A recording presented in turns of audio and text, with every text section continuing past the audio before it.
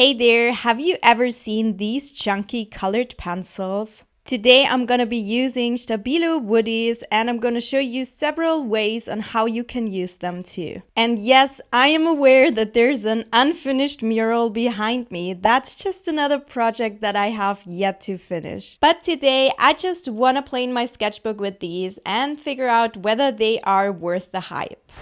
So here's a pack of the Stabilo Woodies that I got from my wife, I think for my birthday. And I got the pastel colors here that have a sharpener included. And this is what they look like. And I also bought a few open stock just so I'd have more colors. This pack here is just white. So lots and lots of whites in there. I'm sure that I will need them at some point. But I also have a pack of these ones. These are from Staedtler, and from what I understand, pretty much the same product. I asked Staedtler if they could send me a pack of these because I wanted to try them, and here you see them next to each other. So I'm gonna compare them a little bit here, but for the most part, these seem to be pretty much the same product. So I've got a bit of a range of colors here now, and I'm starting here with this mixed media sketchbook. And at first I just swatch my colors, see what I got here. At the top you can see the Woodies, and at the bottom I'm gonna use the version of the Staedtler ones. I honestly don't know if I can call the Staedtler ones Woodies too. Probably not, because that's a brand, probably patented word. But I'm sure I will use that word for both of these types throughout this video because I just used both of these together, and we will see whether there's even a difference here. You can see that because I am not the biggest fan of boring sketches, I tried to make this into a sketchbook page that is at least somewhat interesting. So I did a lot more of the circles or dots, whatever you want to call them, or blobs. They're not perfect circles at all. And this is not an art supply that you use when you want to be really precise with something. So these are something that you play around with and get messy with a little bit. They're not as messy as crayons, I think, but they're a little bit messier than colored pencils. I would say they're probably somewhere in between oil pastels and colored pencils, and a lot of people have also compared these to Caran d'Ache Neocolor 2s because the Caran d'Ache Neocolor 2s can also be blended with water, and so can these. You can activate them, blend them with water, all of those things we're gonna try today. But here I just wanted to play around with all of these colors, and really with these two small sets and just I think 2 or 3 additional colors, I got a lot of colors here. And just for funsies, this is what this would look like if it was framed. For this second page here, I started with a compass. You can also use a plate or any round object. I just wanted to do this in a circle. Theoretically, you could also do it in a square or any other format, but I just really wanted to do circles, so you will see that repeated in this video. And I wanted to do a little bit of a landscape and play around with that because landscapes are kind of in my comfort zone. And here I also started to experiment a little bit with water and with blending these, also blending them together and seeing whether there's a difference between the Staedtler and the Stabilo ones. And because I had the pastel color set from the Stabilo ones and then the sort of darker colors from Staedtler, I had a good range here and I kind of had to use both so that I would have a nice range. And I have to say that they worked together really nicely. So if you can find the Staedtler ones for cheaper, for example, you can definitely get those as a complimentary set if you want to buy the Stabilo, the pastel set. So I think that these work together really, really well. I think that most people just know the Stabilo ones. I don't know why they're suddenly hyped. I feel like people are suddenly using these, and I'd already known about these for the longest time, but I never actually used them. I was never that curious about them because I didn't really understand why you would want such a short colored pencil that is so thick. I really didn't get it. But honestly, these are more like crayons than colored pencils, but with the benefit that they don't really create a lot of crayon dust and they're not as messy as crayons overall. I would say they're like really high quality crayons. And they are definitely similar to the Caran d'Ache Neo colors. Honestly, I think you could use them interchangeably, like use your Neo colors with these, add them to the collection if you want to, get whichever ones you can get for cheaper. I would say in comparison to the Neo colors, the Stabilo Woodies are a little bit softer. They feel a little bit softer, and the Staedtler ones are kind of the same as the Neo colors. I think the Staedtler ones are a little bit harder than the Stabilo ones, which in this case here worked really well. This is what it would look like if it was a finished art piece. So we're bringing the compass back again because I really wanted to do this round format for some reason. And I wanted to see how these work with watercolor and just do a watercolor base and then draw on top of that. And here I used a variety of green and a little bit of an Indian gold color, I believe it was. And then I just doodled some fruits on top of this, just very messily, very doodly. This is kind of the style that I would say these are useful for, just very playful. Honestly, I tend to be a bit of a perfectionist sometimes, and I want to make every little brush stroke or every little detail with my pieces look absolutely perfect and crisp. And these types of supplies, they tend to get me out of that a little bit because you can't get it fully perfect with these. I mean, I'm sure there's people who do, but I don't really see the point of using an art supply like that and then trying to get really, really crisp details. I personally like to play around with all of these crayon-like supplies. I've used tempera sticks in the past, for example. I've used the Neo colors. I have used oil pastels. And every time I use something like that, I just get playful. I just doodle. Try not to have these expectations that this has to be the perfect masterpiece. It's probably not going to be, and it doesn't have to be. I like to use these to loosen up. You could also use them in mixed media ways where you just add a few things with these.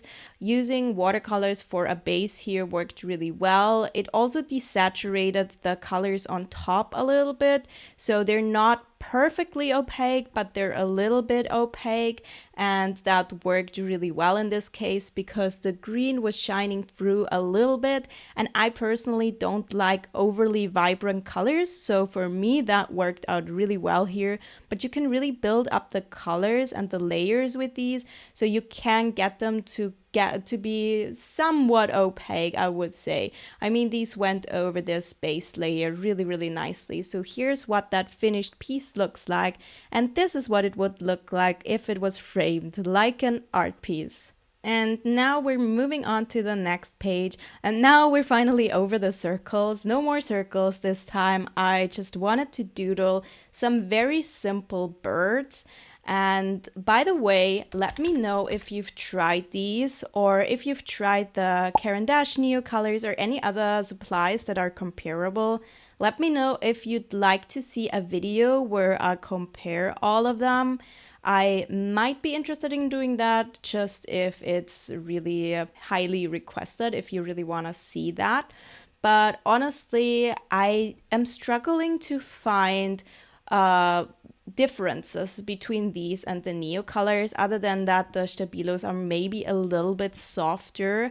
But the one thing that is different about them, obviously, is that they're in this wooden encasing.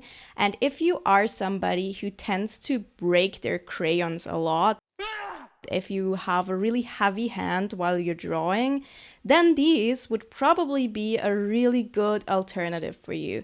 The one caveat here obviously is these are kids' art supplies, so I have no idea, first of all, whether these are light fast. I don't know if the color range would be appealing to most adult artists, because of course these come in really bright colors. They don't come in as many colors as the Caran d'Ache Neo colors at this point. So I don't know if these are gonna be interesting. I would suggest look up the prices, compare them, and also consider what you're gonna do with them, what you're gonna use them for. Because if you're using them for sketchbooks like I'm doing here and just want to be loose and playful with them, I think they could be really, really fun. If you already have a large collection of crayons, you might not need these. You might already have everything that you need. So these could be yet another product that you collect and then never look at. But I personally had a lot of fun with these. I cannot even describe the immense joy that I had using them. I don't know why, but these just made me so playful, and for some reason, even though I never used them as a kid, they made me feel nostalgic in a way. So I was really excited, and also they felt really ergonomic in my hands. Both the Stabilo and the Staedtler ones. The Staedtler ones are slightly thinner and slightly longer, so I'd say you probably get the same amount of product, but the Staedtler ones are just ever so slightly thinner. So you definitely need two sharpeners if you have both of them. I haven't tried sharpening them with the sharpener for the other one. I would assume that maybe you can sharpen the Staedtler ones with the Stabilo sharpener because they're thinner. But the Staedtler ones, I think, are not available open stock anyways, so you'd have to get them in a box that comes with a sharpener. And here is the finished page for our birds here, and this is what the page would look like if it was framed like an art piece again. And now for this idea, yes, I am bringing back the compass. Yes, we're doing another circle, but you can do this, like I said, in any other format as well. I did a base layer of watercolors here again. And fun fact, I actually did this one first. This was the first drawing that I did with these. I just wanted to put this on in the end because this might be my favorite of the ones. I really enjoy those colors, and also this was kind of mixed media as well. I was using a watercolor base layer and then drawing on top of this. So here I wasn't using the Woodies exclusively, but I just wanted to play around with this sort of style that is a lot more loose and a lot more doodly. And if you want to get into that, this could be something for you. But also, if you don't have any sort of neo colors or the Woodies or anything like that, if you have any type of crayons, you might be able to achieve very similar results. You could do a base layer with watercolors and then just draw on top with the crayons and experiment with that. You don't need the latest trend art supply in order to make something fun. I just try to test them here and there because I want to know what it is all about. Why do I suddenly see this product appearing? Why are people using that? And because that's my job, I try to review them, but you don't need every single thing that I show you. You can recreate those ideas with any art supplies that you have. You can even try to put them in a different style.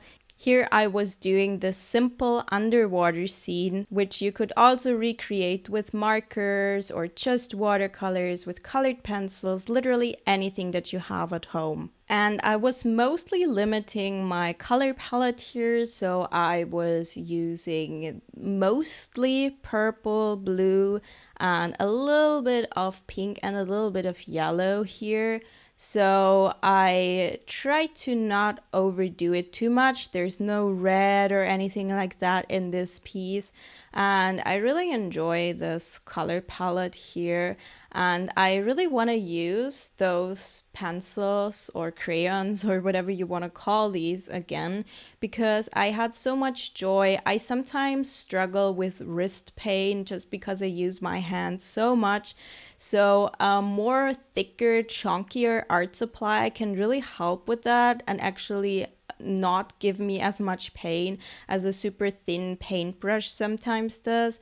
So if you have any issues like that, then something like this might be interesting to you. I hope you enjoyed all of these ideas that I showed you today, and I will leave links for the products in the description box below as best as I can. If I can find them, I will link them.